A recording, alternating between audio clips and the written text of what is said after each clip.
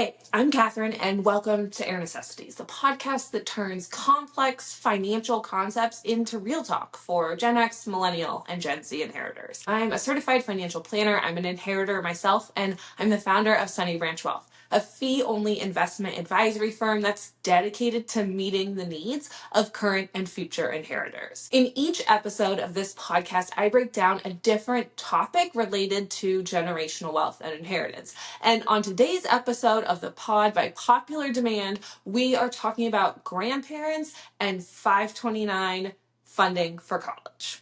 Let's dive into it. First, why this topic? College is insanely expensive. You probably know this. It costs like $70,000 to $80,000 right now for 1 year of private college education, all in.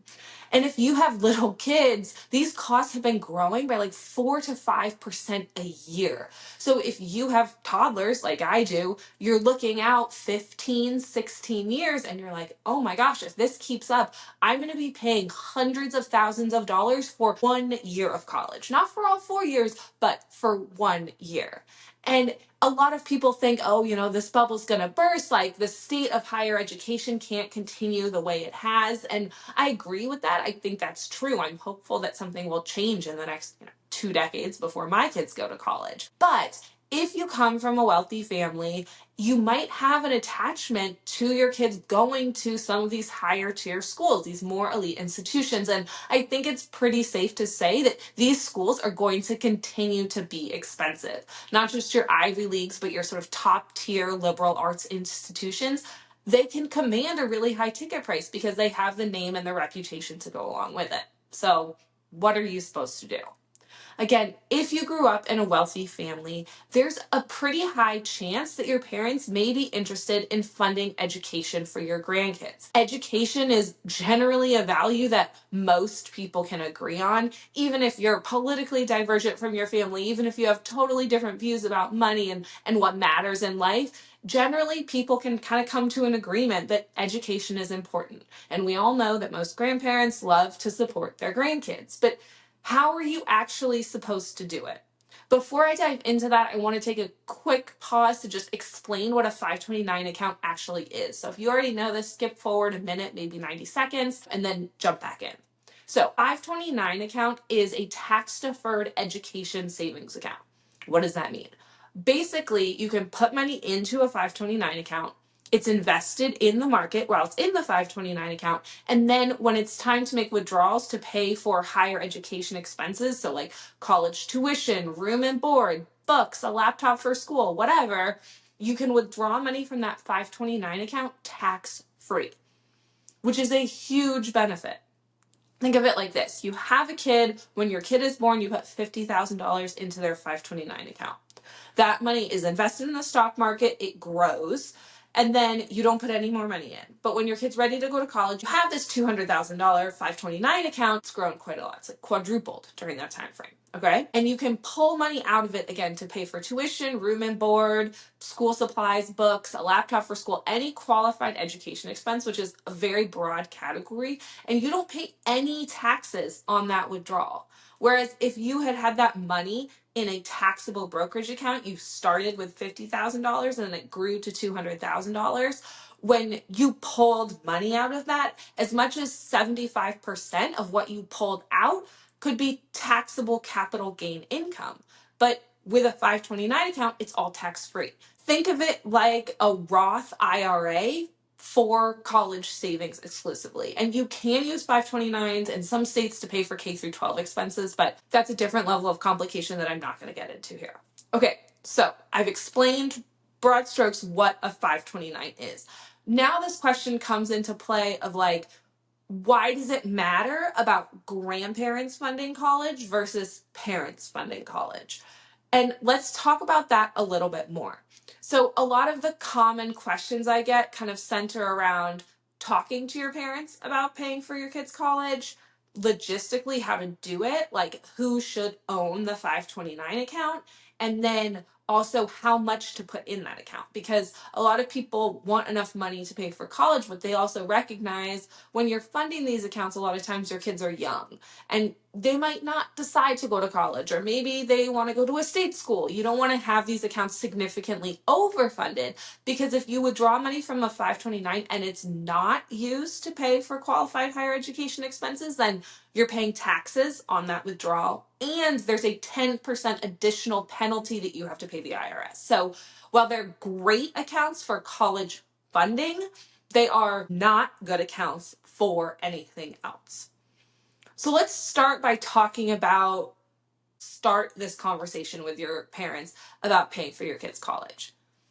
Honestly, I think this is something that a lot of people are interested in discussing, and it's really not something that should be a hard conversation.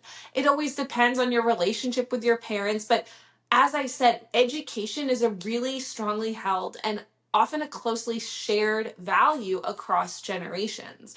And it's as simple as saying to your parents, hey, we set up a 529 account for our kids. You can explain to them what a 529 account is if they don't know. If you're interested in contributing to their college education, you can put money into this account. It's as simple as that, and then letting them decide where they want to go from there. You're not asking them to make contributions. You're not sort of interrogating them. You're just saying, hey, this account exists. There's tax benefits. Parents love tax benefits. And if you want to pay for college, you can put money in here. It might also be helpful in the course of that conversation to tell them how much college costs now, because your parents probably haven't thought about paying for college since you went to college. And so if you tell them, like, hey, right now, a year of college costs almost $80,000 at a private school, they might be more interested in helping, because they're going to have the same sticker shock that you do, as like, oh my God, well, if it costs that much now, right, what's it going to cost 18 years when my grandkid is actually ready to go to school? So start these conversations gently and just informative. We have this. If you're interested in contributing, here's how you can do it. And it's really easy to do it online.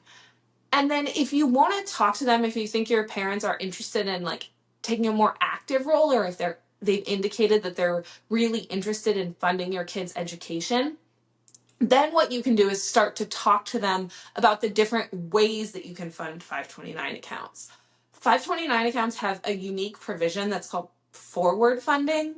So basically, there's that annual IRS gift limit below which you don't have to report your gifts to the IRS. Right now in 2025, that's $19,000 a year.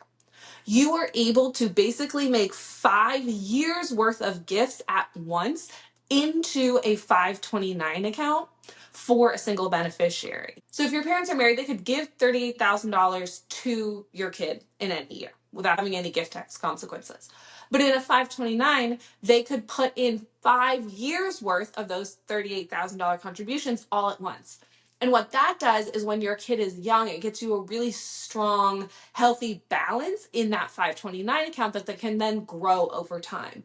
And so if you forward fund that account with 5 years of gifts, you may not need to make any further contributions to be able to then pay for college when your kid turns 18. So if your parents are interested in talking more specifically about building a plan together to fund education, then talking to them about that option, talking to them about kind of how you expect the cost of college to change over time is really useful, because it gives them a sense of what college might actually cost when your kids are ready to go to college, and then lets them figure out from there how much they want to give on an annual basis or in a lump sum basis, depending on what their preference is. Then the next question we get into is, who should own those 529 accounts? A lot of times grandparents may want to own those accounts themselves to have that feeling of control. And there are reasons why that's not a great idea. The biggest reason that it's not a great idea has to do with financial aid and how income from a 529 plan is calculated on the FAFSA form. I'll be honest, if you're listening to this and like you are kind of at the level of wealth where my clients are at Sunny Ranch, that doesn't matter to you. Like, your kid is not going to be applying for or getting financial aid when they go to college, most likely. But I still don't think that grandparents should own 529 accounts. And honestly, it's really just for logistical reasons. Like, yeah, okay, your grandparent owns a 529 account. Then what happens when it comes time to pay for college? Are they going to be involved in all of those decisions? Are they going to be responsible for buying books for your kids? A 529 is an active account that's intended to be used for the beneficiary. And if you have little kids, that account might be used in 15 years, right? And if your parents own it, maybe in 15 years, they're in ill health, like it's just a layer of complication that you really don't want to deal with. And so I would strongly encourage any grandparents listening to this and also any parents to just explain that to your parents and explain that like it just makes more sense logistically for parents to own that account. The next piece we're talking about is how much money to actually put in that account, which is a really, really tricky thing to know. My client base would tend to overfund those accounts, to put too much money into them. And I think it's good to err on the side of being a little bit conservative when you fund those accounts. Because while there are tax advantages to 529 plans, if you have money left over, it's not great because then that money's locked into a 529 plan. Yes, you can take it out, but you pay taxes and you pay a 10% penalty. You can transfer it to a beneficiary who's in the same sort of lineal line of descent. But the purpose of that money was to pay for your kid. It wasn't to like give money to another kid. This was money given to your child. And so depending on what your goal is, if you want to pay for, 4 years of private school or 4 years of public college, what you're going to want to do is kind of forecast out what that cost might be and then underfund that a little bit, knowing that there will still be assets available to you when it comes time to pay for college. Your 529 plan is not the only place that you're going to put money that could be available to your kid to use for school. They could be in an UTMA account. It could just be in a brokerage account in their own name. And so I think having a little bit less than the cost of college right now is probably the top place that you want to be at this moment in time. So like if you have younger kids, if you've got like a 5-year-old who already has, say it's 70 times 4, like $280,000 in their 529 account, that would be a good place to stop. I think for private college, if your kids are younger, you're not going to want to be much higher than the actual cost of college right now. And in fact, you might want to be a little bit lower, kind of depending on where your kids are. Figuring out exactly how much money to put into a 529 plan is one of the trickier pieces of this. I have specialized software that kind of projects out education value. So if that's something that you're interested in exploring, definitely, you can shoot me an email, send me a DM on Instagram. I'll put all that information in the show notes to kind of like figure out what that is. And I've also been thinking about kind of creating calculators for this. So if it's something you're interested in, please let me know. But the biggest takeaways sort of overall that I hope you took from this podcast are understanding what a 529 plan is, a little bit of information, and maybe just a vote of confidence to like talk to your parents about this.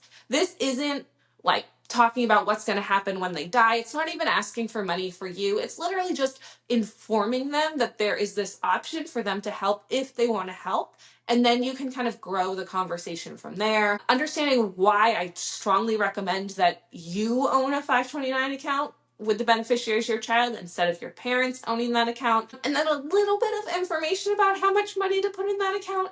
I recognize it wasn't super helpful, and it depends so much on like what you're thinking for your kid and how old your kid is.